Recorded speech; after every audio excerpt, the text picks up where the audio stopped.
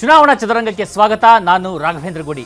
ಈ ಚದುರಂಗದ ಆಟದ ಕೊನೆ ದಾಳ ಇರೋದಿರ್ತಲ್ಲ, ಕೊನೆಯವರೆಗೂ ಕಾಯ್ದು ಆ ತಾಳ್ಮೆಯನ್ನು ವಹಿಸಿ ಆ ದಾಳವನ್ನು ಇಟ್ಟಾಗ ದೊಡ್ಡ ಸರ್ಪ್ರೈಸನ್ನು ಕೊಡೋದಿರುತ್ತಲ್ಲ ಅಂತ ಒಂದು ಸರ್ಪ್ರೈಸಿಂಗ್ ನಡೆಯನ್ನು ಇವತ್ತು BJP ಇಟ್ಟಿದೆಯಾ ಅಂತ ಪ್ರಶ್ನೆ ಮೂಡುವಂಥ ಒಂದು ಘಟನೆ ದೆಹಲಿಯಲ್ಲಿ ನಡೀತಾ ಇದೆ.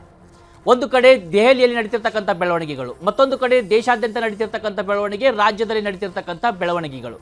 ಚುನಾವಣೆ ಹತ್ರ ಬರ್ತಿದ್ದ ಹಾಗೆ ಚದುರಂಗದಾಟ ಜೋರಾಗ್ತಾ ಇದೆ, ಮೋರ್ ಇಂಟ್ರೆಸ್ಟಿಂಗ್ ಆಗ್ತಾ ಇದೆ. ಆ ಎಲ್ಲ ವಿಚಾರಗಳ ಬಗ್ಗೆ ಚರ್ಚೆಯನ್ನ ಮಾಡೋದಿದೆ ಇವತ್ತು. ಅದಕ್ಕಿಂತ ಮುಂಚಿತವಾಗಿ ಹೆಡ್ಲೈನ್ಸ್.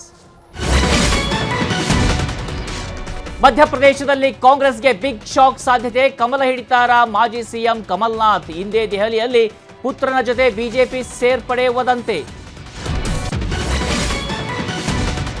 ಲೋಕಸಭೆಗೆ ಸ್ಪರ್ಧಿಸಲು ಡಿಕೆಶಿಗೆ ಆಫರ್. ಆಪ್ತನ ಮೂಲಕವೇ ಸಿಎಂ ಕೊಟ್ರ ಕೌಂಟರ್. ಲೋಕಸ್ಪರ್ಧೆಗೆ ಅಭ್ಯರ್ಥಿ ನಾನಲ್ಲ ಅಂದ್ರು ಮಹದೇವಪ್ಪ.